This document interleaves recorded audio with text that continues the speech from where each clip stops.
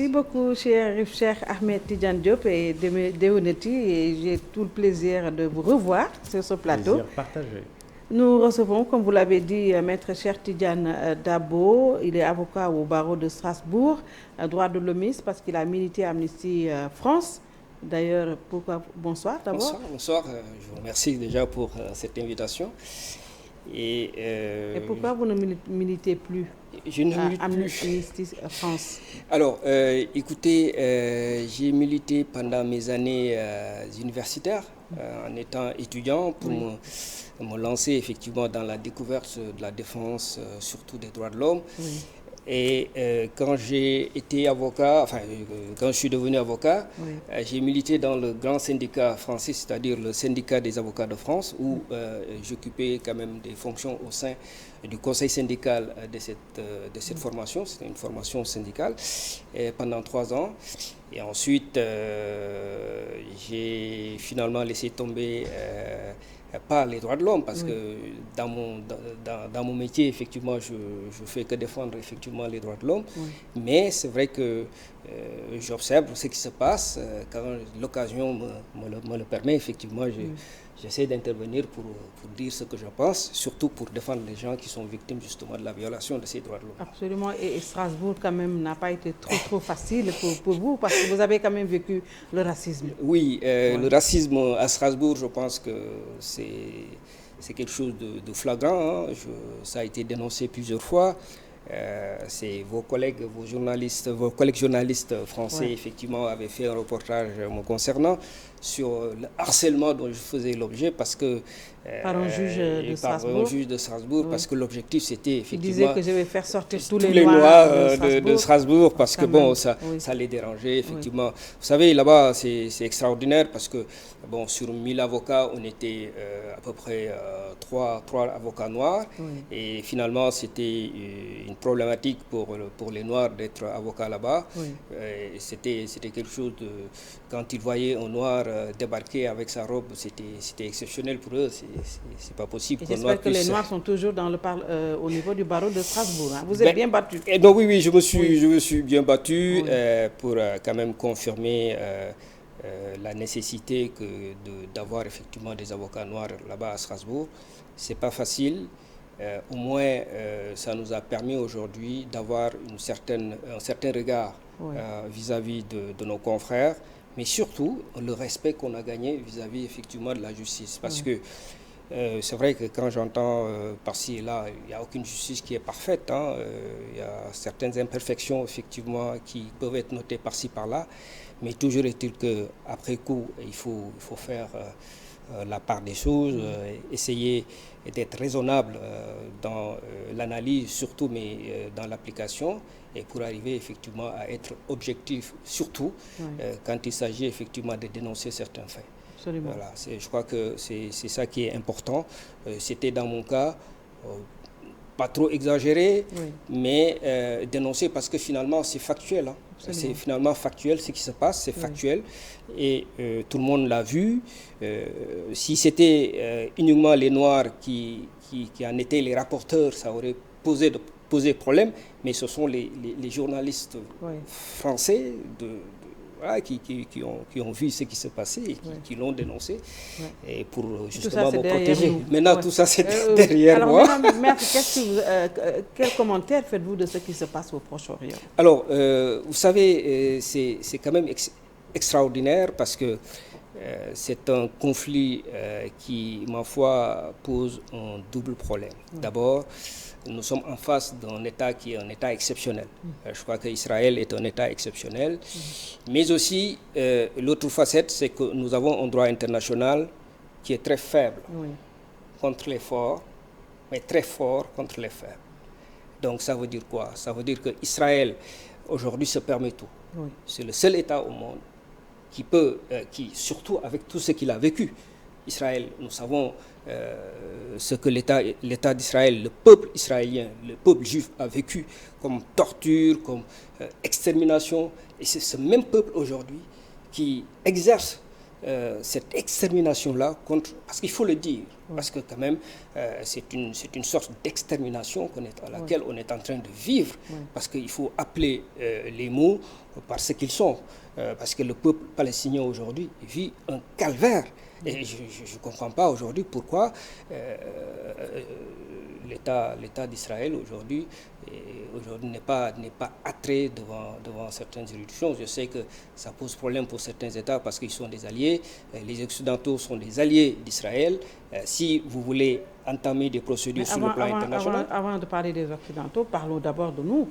Le Sénégal, quand même, qui est un pays à 97% de Sénégalais, qui dirige le Conseil des droits inaliénables des Palestiniens. Au-delà, on a entendu que une condamnation assez molle. Oui, non, mais vous savez, Israël est un État extrêmement calculateur. Et Israël est arrivé à infiltrer tous les États, pratiquement les États musulmans. Voyez-vous, quand vous regardez la Ligue arabe, quand des histoires comme ça se passaient concernant les Palestiniens, tout le monde se mettait à condamner et même à manifester dans les États, dans les pays. Or, maintenant, ce n'est plus rien. Pourquoi? Parce qu'Israël, aujourd'hui, a renoué, je ne dis pas que c'est Israël qui a renoué, mais ce sont ces États arabes qui ont renoué les relations avec Israël. Vous voyez les Émirats arabes, vous voyez au niveau, je dirais, je ne dis pas de, comment dirais-je, il y a les Émirats, l'Arabie Saoudite, il y a pratiquement la Jordanie. Tous ces États-là, finalement, ont créé une situation de fait qui fait que Israël, pourquoi? À quelle fin? Au détriment de la Palestine? Parce que la Palestine n'est plus le problème. En fait, quand on dit qu'un État n'a pas d'amis, n'a que ses intérêts, finalement, l'intérêt de ces États, ce n'est plus la Palestine. La Palestine est laissée à son compte, à elle-même. Donc, la Palestine va être écrasée. Quoi qu'on puisse dire, parce que nous vivons une situation de fait. La situation de fait, c'est quoi? Elle est déjà, parce que Israël, avec les colonies continue à occuper les territoires, progressivement, à expulser des gens de leur territoire, parce que la dernière difficulté qu'il y a eu lieu récemment, c'est à cause de ça. C'est-à-dire qu'Israël, à Jérusalem-Est, a expulsé justement des habitants, des Palestiniens qui habitaient ces maisons. Et qu'est-ce qui s'est passé? Il y a eu la révolte des Palestiniens. Il s'en est suivi effectivement tout un tas de bombardements d'Israël sur les civils. Et qu'est-ce qu'on a? Des condamnations molles de principe qui ne veulent absolument rien dire. Et qu'est-ce qu'on dit? On demande à Israël d'avoir de la retenue. C'est tout simplement de la retenue. Il faut que Israël n'a justement pas cette retenue, elle continue à bombarder. Non, mais Israël n'aura jamais de retenue. Parce que l'objectif d'Israël, parce que quand vous regardez les relations internationales, c'est la politique de la situation de fait. Parce que nous allons arriver à un stade où Israël va occuper tous les territoires palestiniens. C'est la Palestine qui ne va plus exister dans ce cas. La Palestine n'existera pas, de fait, parce que ce sera la colonisation. Et regardez la Cisjordanie, regardez Gaza. La bande de Gaza, c'est une concentration de population, c'est une bombe. Parce que quand vous regardez les reportages qui sont faits là-bas, vous voyez que c'était la bande de Gaza, mais elle est tellement surpeuplée que vous vous dites, mais c'est une bombe, quoi. Le jour où ça va exploser là-bas, mais ça va être extraordinaire. Parce que, et ça, Israël le sait. Et tout est coupé. Vous voyez, ils n'ont plus de médicaments, l'eau est coupée, l'électricité, n'en parlons pas, les hôpitaux, n'en parlons pas, les routes sont coupées, mais il n'y a plus rien.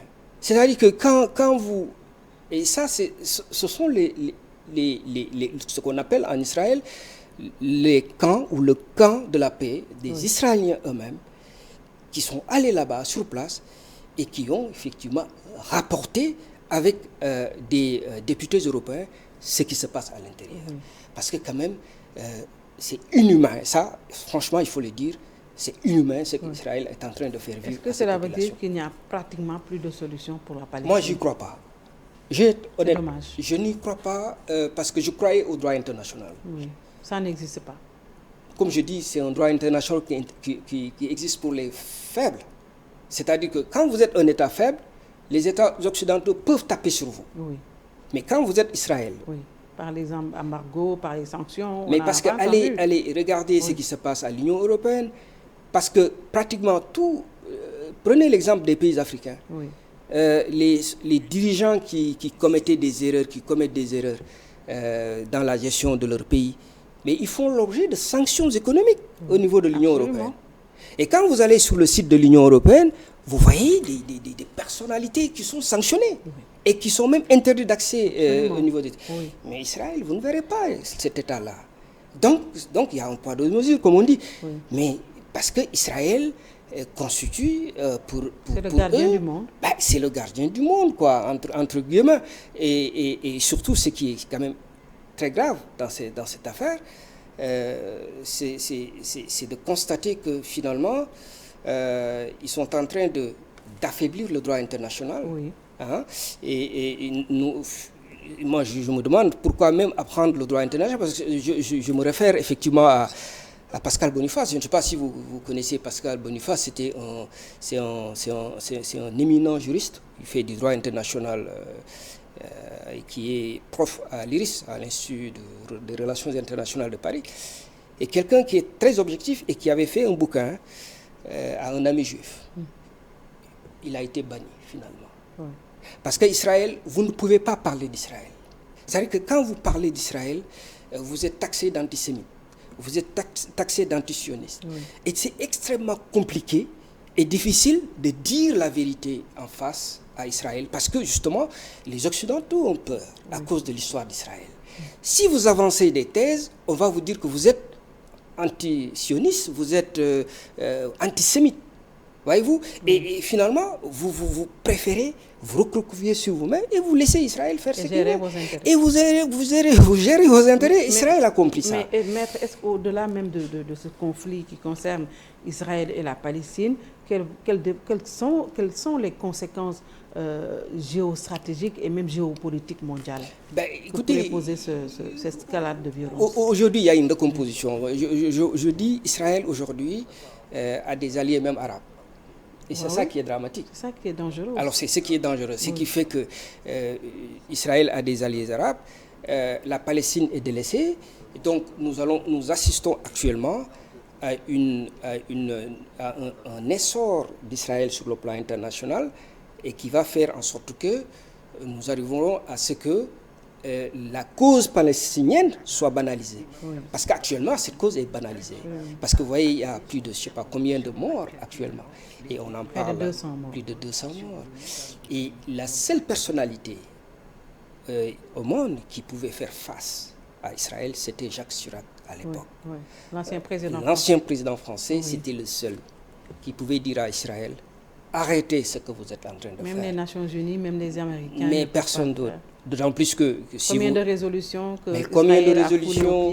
Et souvenez-vous de 2018, quand le ministre des Affaires étrangères, je me souviens, palestinien, voulait déposer une demande d'enquête auprès de la Cour pénale internationale. Mais il a été menacé. Et la Cour pénale internationale a été menacée. Les magistrats menacés. On n'entend même pas cette Cour pénale internationale, malgré les crimes qui frisent un génocide. Non, mais vous savez, depuis 2018, il y a une requête qui est là-bas concernant Israël. Mais ils ont été menacés, justement, de sanctions. Les juges ont été menacés par les États-Unis d'être sanctionnés si toutefois une enquête est menée contre Israël. Donc Israël, on peut dire que Israël fait ce qu'il veut. Et c'est malheureux de le constater. Et ça affaiblit effectivement le droit international. Et ça met en cause justement même l'utilité des Nations Unies par rapport à ce qui est en train de se passer. Alors vous êtes en attendant de trouver une solution à cette affaire du Proche-Orient. Vous avez été également un ancien de Amnesty France, Amnesty International France. Aujourd'hui, quelle est la situation de nos compatriotes vivant dans la diaspora et même surtout et particulièrement en France? Alors, c'est une situation qui n'est pas facile parce que de plus en plus, il y a une réalité qu'il faut comprendre en France, à savoir que de plus en plus, on est en train de rendre la vie de nos compatriotes extrêmement difficile, je dirais des Africains, généralement. C'est-à-dire que, vous savez, sont les autorités françaises. Absolument. Dans la mesure où, vous savez, elles ont rendu l'accès à la régularisation de la situation des étrangers extrêmement difficile. Parce qu'avant, c'était pas aussi compliqué. Et puis, ce qui rend la chose d'autant difficile, c'est que lorsqu'on vous refuse le titre de séjour, on y assortit ce qu'on appelle une obligation de quitter le territoire. Même s'ils sont réguliers? Non, c'est-à-dire que vous avez votre carte de séjour. Oui. Et au moment de faire la régularisation, on rend la régularisation difficile, de sorte qu'à un moment donné, vous devenez irrégulier. Okay. Et ce qui va se passer, c'est que si votre titre de séjour a expiré et que finalement on ne renouvelle pas le titre, vous faites l'objet d'une obligation de quitter le territoire. C'est-à-dire qu'on vous dit, vous n'avez pas le titre de séjour, vous devez quitter le territoire. Avant, ça ne posait pas de problème. Parce que pourquoi ça pose problème maintenant? Non, mais ça pose problème pourquoi? Parce que non seulement vous avez une obligation de quitter le territoire, madame, mais vous avez une interdiction du territoire. C'est-à-dire qu'on a sorti l'obligation de quitter le territoire à une interdiction du territoire, mais pas français. Mais qu'est-ce qui a conduit à cette situation? Non, mais pas français, mais Schengen. Oui. Vous savez, c'est grave. Schengen. C'est-à-dire que la France vous dit, je ne vous régularise pas, vous, mais vous sortez du territoire français, mais on vous interdit l'espace Schengen. À l'époque, quand on donnait les interdictions du territoire, c'était concernant les délinquants. En fait. C'est-à-dire que les personnes qui ont été sanctionnées... Qui n'ont pas eu un casier vierge, quand même. Voilà, c'est-à-dire des gens qui ont des casiers judiciaires, ceux-là, effectivement, étaient frappés d'une interdiction du territoire et de bonne guerre. Mais celui qui a juste été l'objet, tout simplement, d'un séjour irrégulier, on vous dit, non seulement on ne vous donne pas le titre de séjour, mais on vous renvoie chez vous, ne revenez plus dans l'espace Schengen. Je trouve que c'est quand même... Mais pourquoi cette exclusion? Non, mais c'est parce que aussi nos États ont été un peu laxistes. Par exemple, nous aussi, on a le ministère des Affaires étrangères, nous avons la direction des Sénégalais de l'extérieur, nous avons les consuls, nous avons les ambassadeurs, et nos compatriotes continuent à vivre le martyre. Mais parce que quand vous commencez à parler de cela, moi j'ai eu à dénoncer cela. Je me suis pris une raclée auprès du consulat du Sénégal. Mais non, pour être un peu sérieux dans cette histoire, je trouve que c'est malheureux de la part de nos gouvernants, de nos autorités, de ne pas négocier un tout petit peu dans le sens de revoir la situation de nos compatriotes, parce qu'il ne faut pas oublier que le Sénégal a signé des conventions avec la France, des conventions qui permettent justement aux Sénégalais de pouvoir se régulariser quand des situations se présentent. Beaucoup de nos compatriotes ignorent ces conventions-là et malheureusement, ils en font appel que lorsque c'est un peu trop tard, c'est-à-dire qu'il y a d'abord l'expulsion, la reconduite à la frontière et puis voilà. Mais qu'est-ce qu'il faut maintenant pour arrêter tout ça quand même? Il faut dénoncer. Moi je pense que moi je ne peux pas admettre le fait qu'un Sénégalais, et ça c'est historique, qu'un Sénégalais puisse faire l'objet d'un arrêté de reconduite à la frontière, d'une obligation de quitter le territoire, assortie d'une interdiction de l'espace Schengen. Moi, je ne peux pas l'admettre. On me dit que chaque État a sa politique migratoire. Je veux comprendre cela. Mais au-delà de la politique migratoire, il y a des liens historiques entre les États. Il y a des intérêts entre les États. La France a ses intérêts ici au Sénégal. Donc la France ne peut pas se permettre de se comporter comme ça vis-à-vis des Sénégalais. Et donc, le faisant, moi je pense que c'est parce qu'il n'y a pas de répondant de l'autre côté. Donc s'il y avait un répondant, moi je pense, ma foi, on serait arrivé à une situation où il y a quand même, sur certains points, on pourrait négocier pour demander à la France un peu de la souplesse. Mais au-delà de la dénonciation, est-ce qu'il y a d'autres solutions pour stopper tout ça, cette politique d'exclusion? C'est une politique d'exclusion, ma foi, il faut dénoncer, il faut interpeller les autorités. Mais quand vous interpellez les autorités, le problème auquel vous allez être confronté, c'est-à-dire que c'est comme si vous critiquez les autorités. C'est-à-dire qu'au Sénégal, c'est extrêmement difficile. Moi, je constate que dans ce pays, soit vous dites la vérité, vous êtes contre le pouvoir, vous vous taisez, voilà, c'est comme ça, c'est-à-dire que vous ne pouvez pas leur dire la vérité. Vous attirez leur attention sur certains faits, alors là, vous êtes contre nous. Or, je pense que nous sommes tous, aujourd'hui, nous voulons que ce pays-là fonctionne, marche très bien. Et que la diaspora, les Sénégalais de l'extérieur, constitue quand même ce maillon extrêmement important pour le développement de ce beaucoup pays. Qui injecte beaucoup d'argent. Et figurez-vous, quand on empêche ou bien quand on expulse un Sénégalais de la France qui vient ici, vous voyez, c'est toute une famille qui est désagrégée. Et je trouve que cela, c'est une situation qu'il faut effectivement revoir parce que ça va... surtout dans ce contexte de Covid, ça devient beaucoup plus grave. Plus grave contexte de Covid, contexte d'emploi. Parce qu'encore, est-ce que la France va accepter, est-ce que le Sénégal va accepter que la France continue d'expulser des Sénégalais, et même des Sénégalais qui avaient des titres de séjour. C'est-à-dire que qui sont réguliers, mais on fait en sorte qu'ils deviennent irréguliers. C'est-à-dire que nous, on constate ça au niveau des préfectures, mais pour qu'ils sortent. C'est-à-dire que on vous dit, vous devez déposer vos dossiers parce que... C'est parce qu'eux aussi, leurs économies sont à terre aussi. Hein. Non, mais... Ils ont besoin d'emploi aussi. Mais écoutez, les économies sont à terre. C'est au gouvernement aussi de faire en sorte que leurs fils puissent retourner au pays et trouver du travail à leurs fils. Madame, je suis bien d'accord, mais quand les économies sont à terre en France, mais ce n'est pas pour autant qu'il y a des boulots qui sont là-bas, qui malheureusement, qui sont à la portée des immigrés. Je ne dis pas tous les boulots, mais des boulots qui sont à leur portée.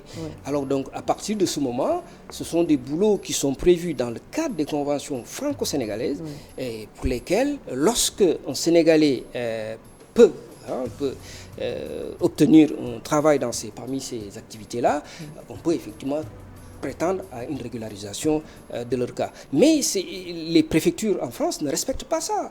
Moi, je me suis d'ailleurs, c'est ce qui m'a valu effectivement tous les problèmes du monde au niveau de Strasbourg, parce que j'intervenais beaucoup dans ce sens-là, où on apprêtait à expulser quelqu'un, qu'on le mettait dans l'avion, j'arrivais effectivement à annuler les arrêtés de reconduite de la frontière. Je me faisais effectivement forcément l'ennemi de la préfecture. Et l'ennemi... Vous êtes régulier, vous avez votre nationalité. Oui, là je suis rassuré. C'est plus rassurant. Alors, la Cour de justice de la CEDEAO, quand même, qui fait souvent des arrêts que le Sénégal ne respecte pas. Dernière en date, la suppression du parrainage. 6 mois, le Sénégal a 6 mois pour quand même se conformer à l'arrêt de la CEDEAO, mais on a déjà entendu la réaction du Sénégal au nom de la souveraineté. Cette Cour ne peut pas se substituer à une Cour constitutionnelle. Bon, je pense que... Non, je suis désolé d'entendre des juristes parler ainsi, parce que c'est non seulement galvauder le droit, mais c'est montrer à la face du monde qu'il y a des principes qu'on ignore. Vous savez, Quel principe? Il y a le principe de l'abandon partiel de souveraineté. Parce que quand vous adhérez à une convention, surtout à la compétence, vous reconnaissez la compétence d'une cour, comme le Sénégal l'a fait justement pour la Cour de justice de la CEDEAO, c'est que le Sénégal a accepté d'abandonner une partie de sa souveraineté. Et ça, ces juristes qui parlent là, soit ils l'ignorent, soit ils sont en train justement de bluffer tout le monde. Et ça, ils le savent pertinemment, parce que je pense qu'à un certain niveau de connaissance, c'est quelque chose qu'ils ne peuvent pas ignorer. Et donc, soit ils sont en train de bluffer tout le monde, parce que c'est eux qui sont à la base de cette loi de parrainage. Donc, il faut qu'ils se justifient. Et je pense qu'à un moment donné, se faire grandeur, que de reconnaître effectivement qu'on soit trompé et qu'on accepte qu'une juridiction vienne vous dire, écoutez, sur cette partie de votre loi, essayez justement de revoir ça. Vous avez 6 mois pour le faire, parce que vous avez accepté notre compétence. Et ils disent tout simplement que oui, parce que cette Cour n'est compétente que dans des domaines relevant des droits de l'homme. Mais madame, l'élection relève des droits de l'homme, si j'ai bien compris, parce que quand même c'est le droit d'une personne d'aller voter. Et il ne faut pas quand même insulter des suffrages censitaires, et ça c'est dépassé. Donc nous ne sommes plus dans cette période-là. Moi je pense qu'il faut discuter, on peut discuter la loi, cette décision de la Cour, et moi je pense que... Finalement, on a entendu Ismaël Madior Fall, l'ancien ministre de la Justice et actuel ministre d'État, conseiller juridique du président, dire que le Sénégal reconnaît quand même le caractère exécutoire des arrêts. Est-ce que cela veut dire qu'ils vont un peu revoir leur position? Oui, mais après d'ici 6 mois. Bon, après le feu, maintenant, il faut mettre un peu de l'eau pour arrêter tout ça, parce qu'il le sait, quand même, c'est un très grand juriste. À un moment donné, il fallait aussi qu'il s'explique, parce que sur le show, en disant que non, il y a un problème parce que la justice est intervenue dans un domaine qui ne lui est pas réservé, parce que bon, c'est un domaine tout simplement relatif effectivement à des élections, alors que bon, sa compétence est sur les droits humains ou les droits de l'homme. Donc je pense qu'il a compris. Ismaël Madior, c'est un très grand juriste. Il a compris que, bon, il sait, enfin moi, à mon avis, que son analyse n'a pas été, je ne dis pas bonne, mais son analyse n'a pas été, je dirais, très... Ça a été fait sur le feu de l'action. Oui, pour moi, il s'est racheté 30 ans mieux. Oui. Je pense que il a compris, il a été l'artisan de cette loi sur le parrainage, il a compris que, bon, il y a eu des erreurs. Voilà, après, il faut revoir les choses. Je rappelle également que vous êtes l'avocat de Boubacar Seye et de Adama Gaye. Votre client Boubacar Seye, quand même, et Adama Gaye ont été envoyés en prison. Oui. Alors, c'est quoi leur sort, finalement? Bah, écoutez, ce sont des dossiers qui sont en instruction au Sénégal. Mais j'ose espérer que, bon, on va aller sur des non-lieux, que ce soit pour Adama, que ce soit pour Boubacar, parce que quand même ce sont des dossiers pour moi... Quand même l'Union européenne a dit que si Boubacar Seye est dans cette situation, c'est lui-même qui s'est mis dans cette situation. Oui, j'ai lu ça. Oui. J'ai lu ça, mais je pense que cette dame a passé à côté. Voilà, elle est passée à côté. Voilà, elle est passée à côté. Vous pensez que vos clients vont s'en sortir? Mais je n'ai pas de doute une seule fois. Très bien. Parce que je pense que le Sénégal doit être dans une perspective de conciliation avec tout le monde. Oui, très bien. Voilà. Merci, Cheikh Tidiane Dabo. Je vous remercie, madame. Vous êtes avocat au barreau de Strasbourg, ancien membre Amnesty International.